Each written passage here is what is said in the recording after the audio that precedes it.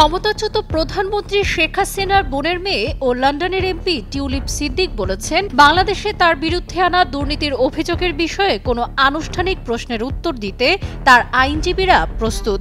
সম্প্রতি ব্রিটিশ সম্প্রচার মাধ্যম স্কাই নিউজকে দেয়া সাক্ষাৎকারে তিনি একথা বলেন। বাংলাদেশের ছাত্র জনতার আন্দোলনে ক্ষমতাচ্যুত রাজনৈতিক দল আওয়ামী লীগের সঙ্গে আপাতত সম্পর্কের বিষয়ে কোনো অনুশোচনা আছে কিনা এমন প্রশ্নের জবাবে টিউলিপ সিদ্দিক জানান, আপনারা আমার আইনি চিঠিটি দেখুন এবং দেখুন আমার কোনো প্রশ্নের উত্তর দেওয়ার আছে কিনা। একবারের জন্য আমার সঙ্গে যোগাযোগ করেনি বাংলাদেশ কর্তৃপক্ষ, কিন্তু তাদের কাছ থেকে শোনার অপেক্ষা করছি।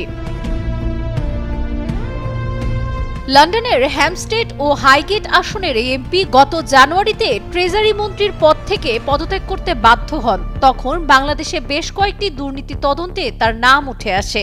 পরে বিরোধীদের ব্যাপক চাপের মুখে তিনি পদত্যাগ করেন।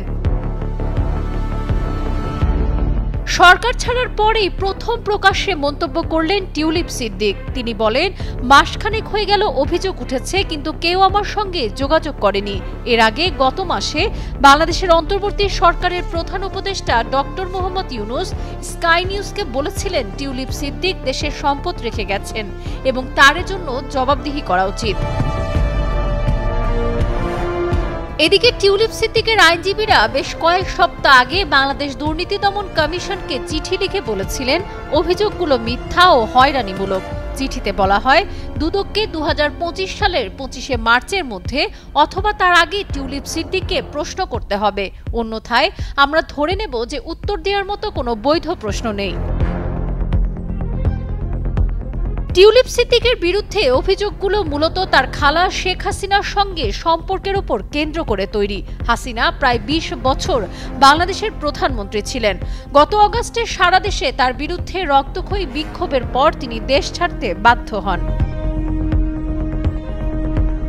হাসিনার বিরুদ্ধে স্বৈরাচারী হওয়ার অভিযোগ আনা হয়েছে তার শাসনামলে রাজনৈতিক উদ্দেশ্য প্রণোদিত গ্রেফতার, বিচার বহির্ভূত হত্যাকাণ্ড এবং ক্ষমতার অন্যান্য অপব্যবহার নিয়মিত ঘটেছে। তবে হাসিনা দাবি করেছেন পুরোটাই রাজনৈতিক ষড়যন্ত্র। এদিকে টিউলিপ সিদ্দিক লন্ডনের যে কয়টি বাড়িতে বসবাস করতেন সেগুলোর সঙ্গে তার খালার দল আওয়ামী লীগের যোগসূত্র পাওয়া গেছে।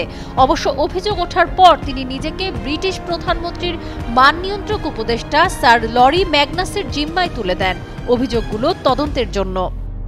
সাবরিনা কাজী, কালের কণ্ঠ।